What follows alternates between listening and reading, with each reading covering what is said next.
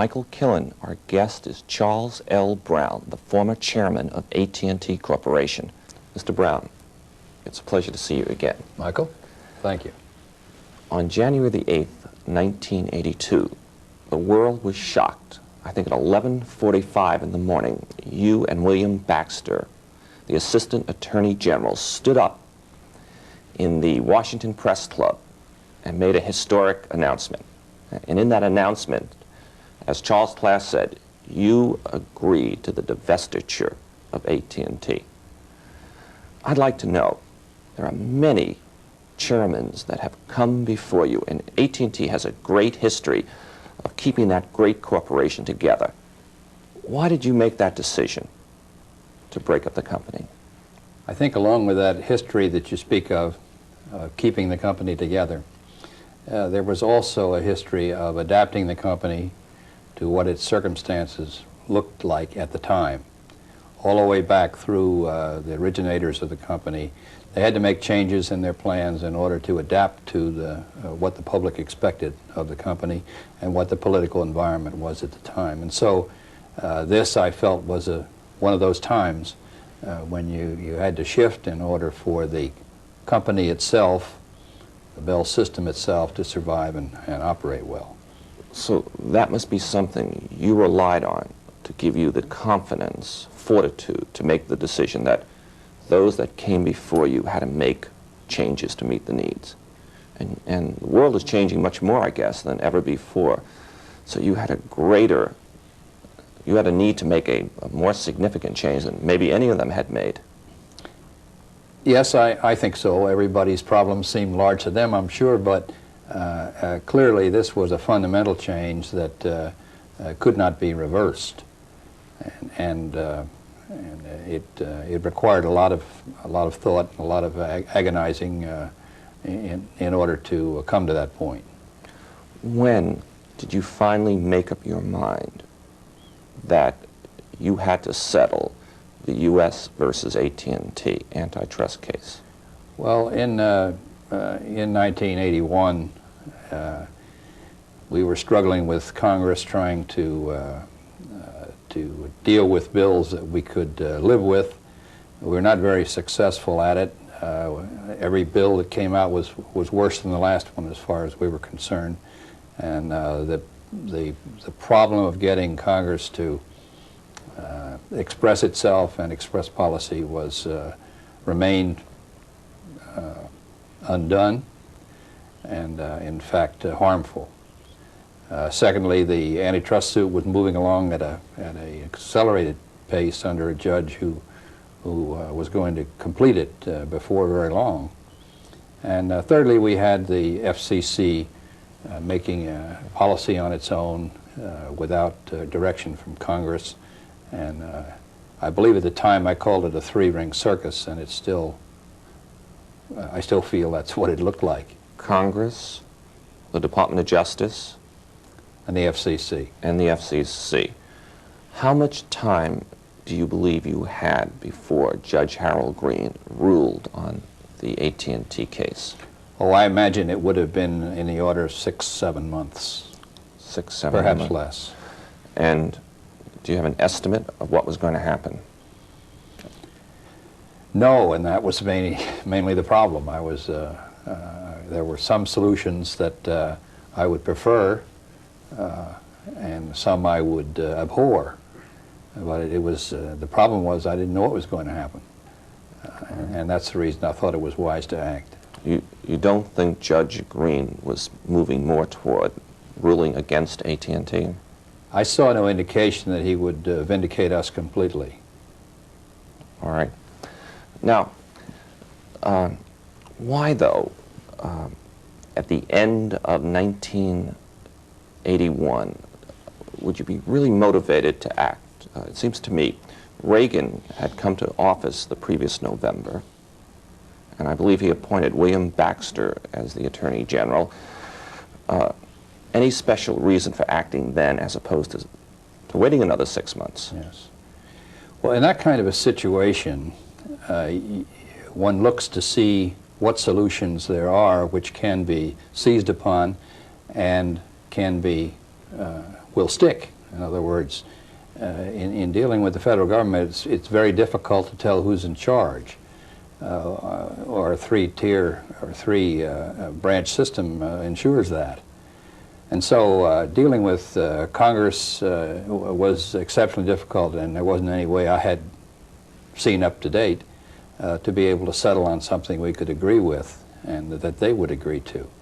The FCC was doing its best to try to assimilate the changes going on and set the policy.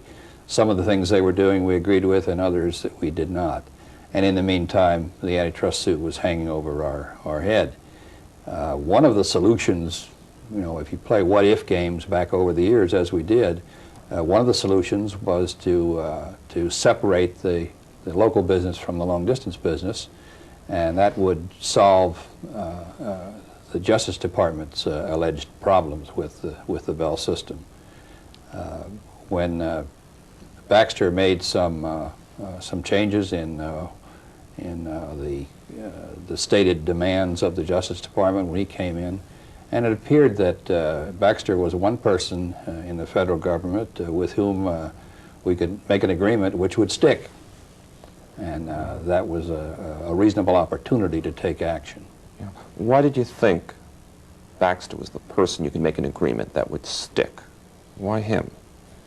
Well, first of all, he unequivocally stated that he was going to litigate this case, as he expressed it, to the eyeballs, yeah. Which meant that he was going to follow through on this case, that he believed the Bell system should be broken up.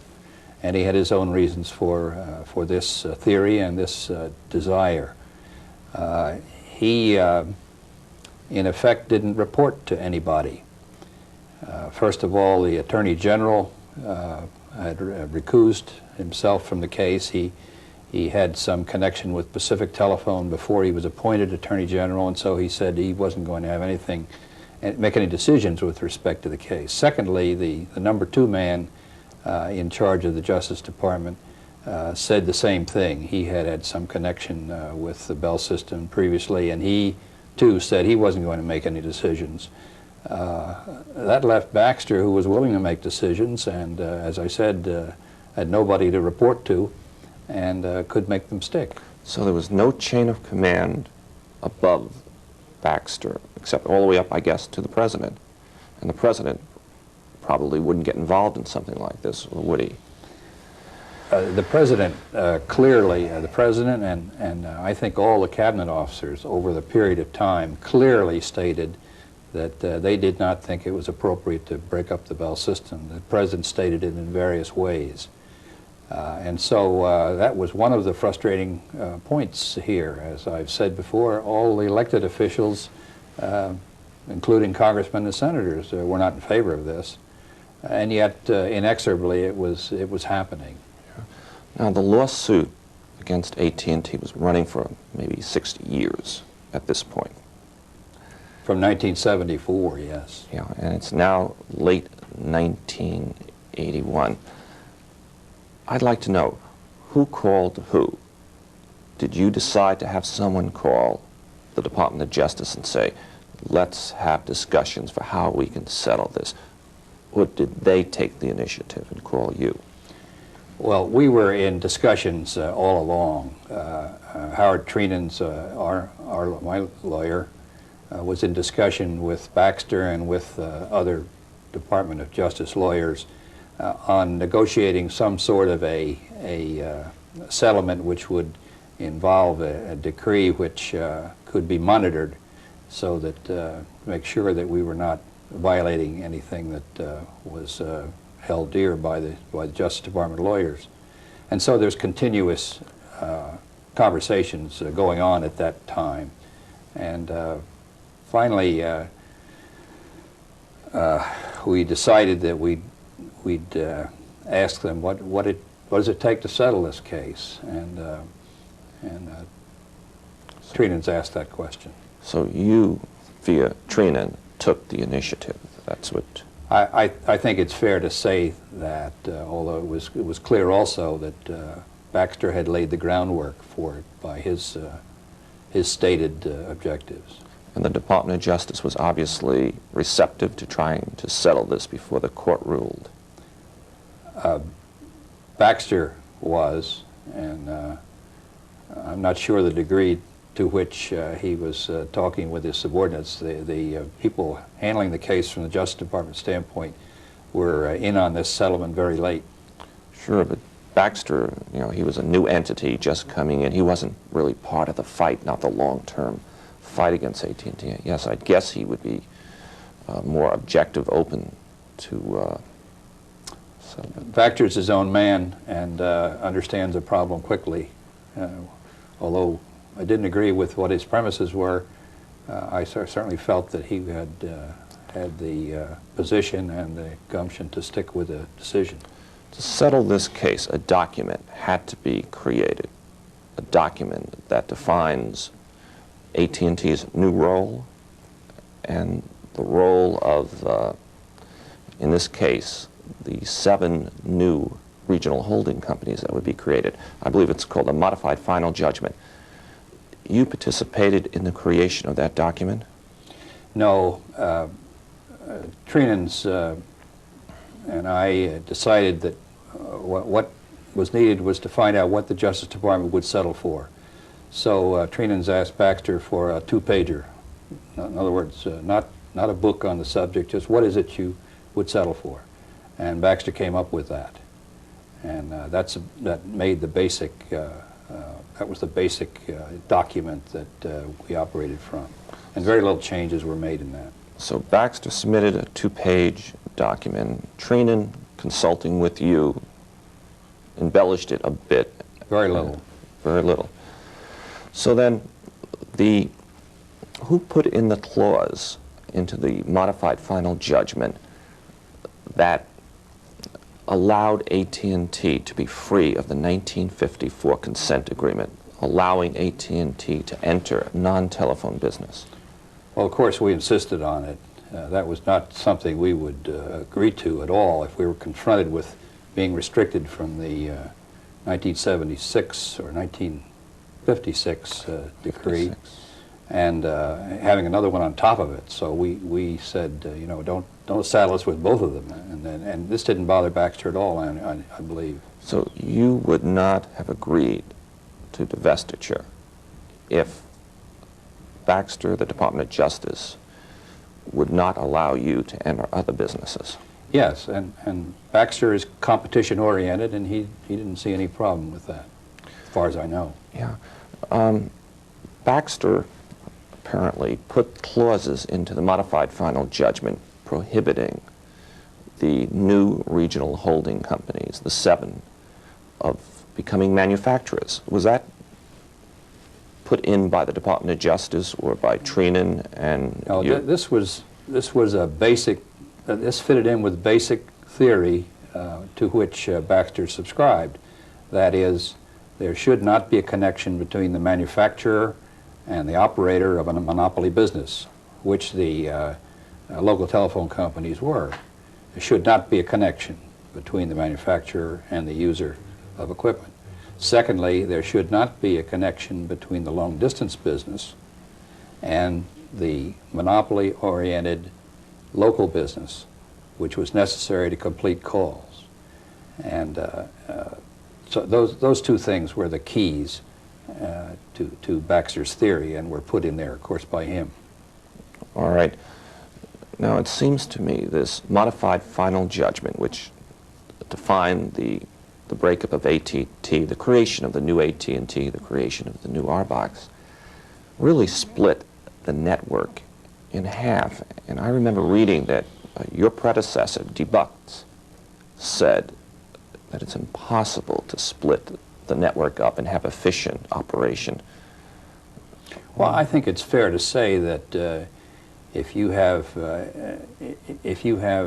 8 companies with different goals and different philosophies, it is more difficult to get a system working in a coordinated fashion than if you have one company setting one policy. I think that's already obvious and theoretically obvious too. All right.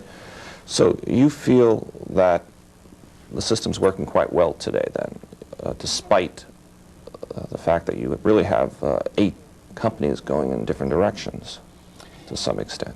Yes, I think these companies all have generally the same objective, in the sense that there's no advantage to any company to have unsatisfactory service to the customers, and that they are each doing what they can to provide good service to customers within the framework of what they have. It's different, but I think the general objectives are the same, because there's no advantage to any company in making its customers unhappy. Recently, I attended a speech by Bob Allen, the new chairman of AT&T, and he said, since divestiture, the cost of long-distance telephone service has come down 40%. Right. So, from the consumer's point of view, with respect to long-distance service, it's been a good thing. Would you agree? Yes, and we've said all along, if you make a lot of long-distance calls, you'll love it. If you don't, you won't, because the parallel to that is that the local rates had to come up, had to go up, and this has happened. Yeah. Now, Bob Allen also touched on local rates, and he said they didn't go down, they're flat or a little up, which he considers to be a good development, considering that long distance was subsidizing local service prior to divestiture. Yes. Yeah. Well, I believe that's I believe the long distance rates have gone up higher than they would have otherwise if we had continued the subsidy. But it is true, I think, that it is now clear where the costs are and where the prices, and that the prices are associated with the costs, where it was not clear before. Yeah. Now, I noticed on January the 8th, 1982, you stood up at the National Press Club building, and one of the points you made was that AT&T is now free to enter other businesses. I think you also used the word, the computer business. Do you remember identifying the computer business as? Well, it was one obvious place where we had been prohibited from entering before. The technology of computers and the technology of communications are precisely the same. And it was very obvious that one of the major difficulties was being encountered by the FCC in trying to draw a line between what's a computer and what's communications. And they kept on trying to draw and refine this line, knowing all along that it was a very difficult, if not impossible, job to do clearly. And so to get rid of that particular restriction and concern was a very big point. Computers is one obvious place. Yes, and I noticed later in the day, around 4:30, 5 o'clock, the Department of Justice also made a second historic announcement. They announced the settlement of the 13-year U.S. versus IBM case, which basically freed IBM of a great amount of litigation. When you were settling the AT&T case, and I think you must think about IBM as a potential competitor, did you think at all about what was happening with the government and IBM at that time? No, they'd been in an antitrust case with IBM for some 13 years, and that was a kind of a recurring soap opera, and it really did not affect our thinking at all. We had our own problems, and what was going to happen over there was not something that was going to affect what we did. I was just wondering, you're the chairman of AT&T, you had to make a difficult decision with respect to settling or continuing the fight. The chairman of IBM, Frank Carey, also had to make decisions to continue to fight. Their case was probably also shortly going to be ruled upon by a judge. Carey took the approach he was not going to settle. He was going to fight, spend every nickel of IBM, from what I could determine, to drive this to the Supreme Court, whatever he had to take. But you took the approach that you'd rather settle. Looking back today, how do you feel about that? Was that a good decision for you, for AT&T, for the nation? I think it was, certainly from the standpoint of AT&T and the Bell system. Even if we had completely won the suit in the Justice Department, if we had come out completely whole and been in our favor, the next thing would have happened would be it would be escalated to the next court and the next court, and so we're facing that particular suit for how many years? 7, 8 years probably. In the meantime, all these other pressures from Congress, from the competitors, from the FCC would be continuing, and we would be handicapped without knowing where we were going to end up. We were unable to plan, and it was winning was almost as bad as losing in that sense, that we were hanging on this cusp and would be for a number of years unless we cut that knot. So Frank Gehry had other problems, and I don't believe that he had the same sort of conflicting pressures and would have been in the same fix had the suit just been dropped. You know, I think you were in a more complex situation I think he so. was. I think so. But I think it was a Friday that you finally made your announcement that you were going to settle the case. What did you do that night? What did you do that weekend? When did you start on the transformation of AT&T? of course, the two-pager consent decree, modified final judgment, was merely an outline, and it said several things. You get out of the local telephone business, and the operating telephone companies stay out of the manufacturing business and the long-distance business. And then there was a third caveat that had to do with information services. The real problem was, how do you do this? And from that Friday on, we spent a great deal of time and a tremendous amount of effort. And I must say, I admire the people who really got that accomplished, to split open what had been essentially a coordinated, close-knit, vertically organized operation. It was a remarkable job, and it was done in 2 years, and it was done with certain compromises, but mostly with agreements on the part of both the operating companies and the AT&T, and the final product was a major piece of work, and of which I'm proud. So you had to find a way to divest 2/3 of over $1 billion in assets, I believe. Something like that. $58 billion in assets. 58. And I think you had about 1 million employees Right. at that time. You had to decide who was going where, and Yes. And you know, to have a building with long-distance equipment on one floor, local equipment on the next floor, a cable carrying both services going between these equipments. One had to separate out the cable from the one business and the other. Had to decide whose building it was going to be. Had to decide who moved out, and cable in the ground, motor vehicles, operating switchboards, switching machines. The whole schmear had to be divided equitably. probably the greatest transformation in business history, I believe. I would not be surprised. I don't know of anything that approached it. Our guest is Charles L. Brown, the former chairman of AT&T.